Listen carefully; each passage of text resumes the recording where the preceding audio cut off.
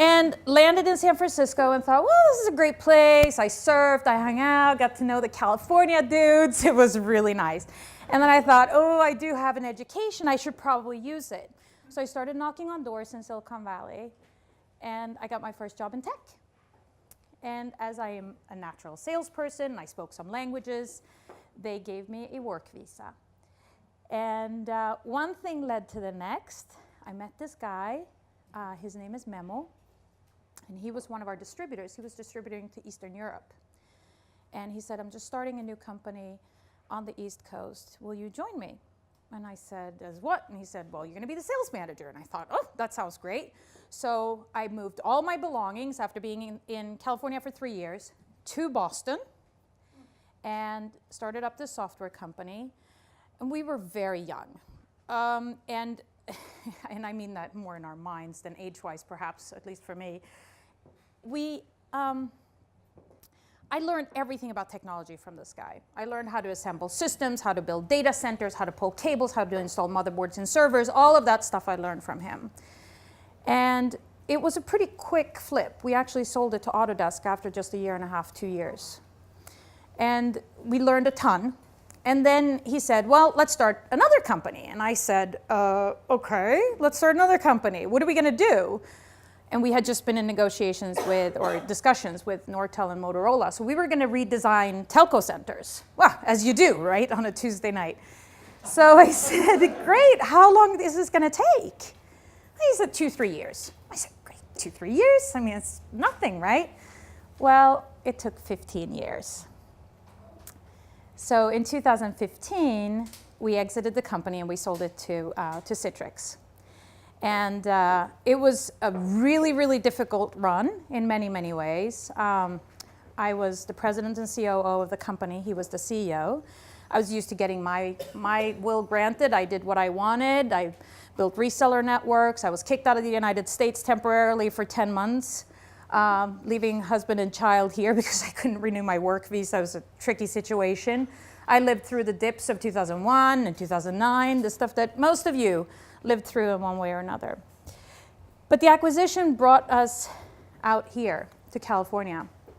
And now part of the interesting, one part of the story is that I'm, to this day, and standing in front of all women in a safe environment, I'm still a little bit uncomfortable sharing this. The man who I started both companies with, ran them with, and exited was and is my husband. And most people will say, well, so what? Well, we never told anybody. That's Memo? That's Memo. And so we never told anybody because, as all of you know, you need to be independent. You need to be an individual. You have to be, you never want to be questioned. You know you're intelligent, but he's a genius. So it's kind of difficult, right, to stand next to this guy and people say, oh, he's the founder and this is the wife. And I didn't want that. And it was actually his idea. He said, it's nobody's business. Obviously, the people inside the company knew that we were married, but outside of the company, nobody ever knew. So we would be, I remember specifically one dinner in Barcelona with Microsoft, probably 12 people around the table, and I'm sitting, and of course they're asking questions about my husband. So I'm like, oh, he's a barista, or he's a stay-home dad, or he's a, you know, he's a construction worker. And he was all of that, but he was also my co-founder. And at the same time, I can hear him sitting across the table talking about his wife. So these were things that were going on, and I'm not going to go into specific situations of what it's like to be a woman in tech, because all of you know. But as we exited to Citrix, I got kind of a shock, because I really thought that things were different than they had been 20 years ago. I thought, oh, okay, well, you know, women it's probably a little bit better. You know, last time I looked at statistics, there were like 25, 30% women coming out of computing programs in the mid-'80s. It must be getting better, right? And I was thrown into a company that, frankly, didn't really care very much about women in leadership roles.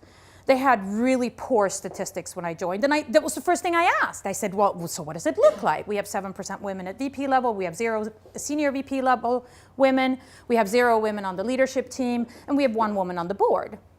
1 woman on the board. I mean, we've almost reached equality, right? And so I said, well, what do we do for the women? Is there anything that we do? Yeah, we have a potluck in December. I'm like, you want me to make Swedish meatballs in December? It's May. So that didn't go very far. So I was, needless to say, extremely frustrated for the entire year that I worked there. And so when I was done, I sat down. First, if you've started anything before, or if you have children, you know that once they leave or the business is no longer yours, there's a grieving period involved. So you're kind of sad and you grieve for a while, and that's necessary, and I did that. But I came out on the other side very determined that now it's my turn to finally return to where I was 22 years ago and do something for the women. So I started running to tons of women's events and networking events and evenings and lunches and everything like that. And the agreement with the family is I will not be gone more than 2 evenings a week, but I will be out 2 evenings a week. So I was doing this, and I'm like, where are the guys? I mean, I totally recognize that there is a definite place for women like this to get together to discuss things. But in a lot of these discussions, it would be great if we had the men there as well. So I talked to some men and I said, well, if I start something called Women in Tech, an event for guys, will you come? And they said, yes, we would love to come. So I did a lot of things along the way because I like to do things, and I don't, of course I trust what I read and research and all of these things, but I really had to do firsthand. So my first instinct was, let me build another software company and create a product that actually improves inclusive leadership styles and changes the behavior of people and so on. And then I thought, maybe not. And then I consulted for a little bit and learned a ton. And then I did things like mentoring events for young women. I found myself about a year ago, March last year, with 25 young women that all came to me and said, can you be my mentor? And I said, yes, absolutely. Let me figure this out. So then I called a bunch of my dude friends in their mid-40s and said, can you help me? And then we organized mentoring evenings where I sort of created a format for how this is how you continue beyond this evening, which was great and fun, and I learned a ton, but they're very good programs like that online and available. So I felt like, okay, I'm not making that much of a difference there.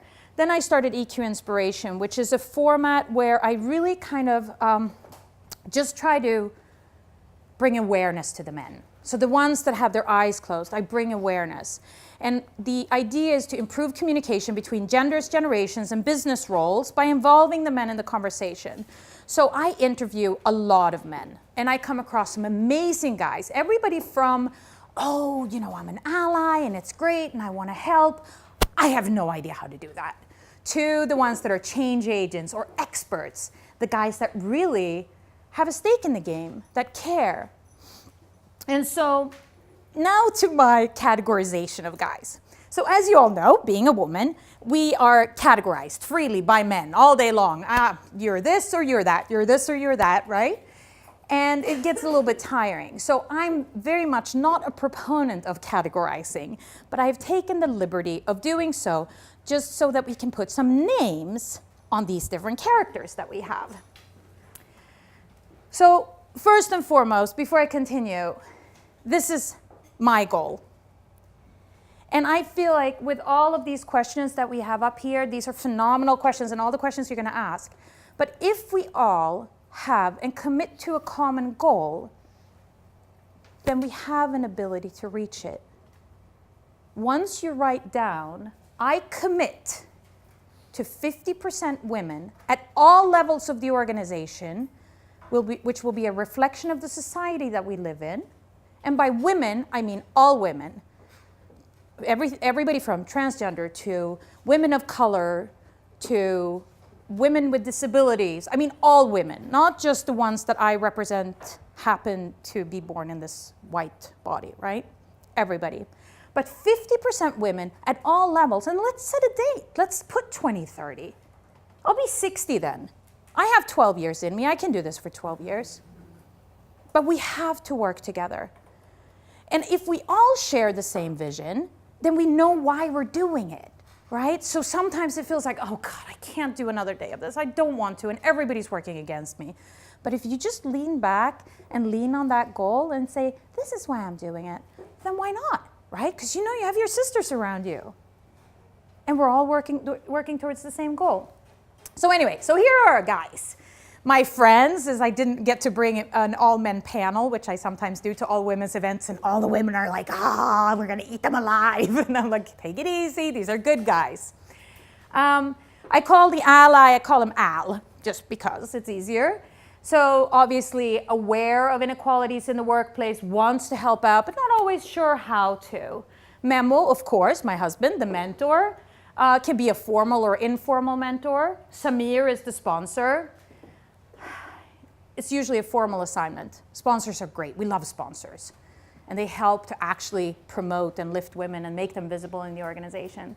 Mark, referring to our friends at Men Advocating for Real Change, I named the expert Mark.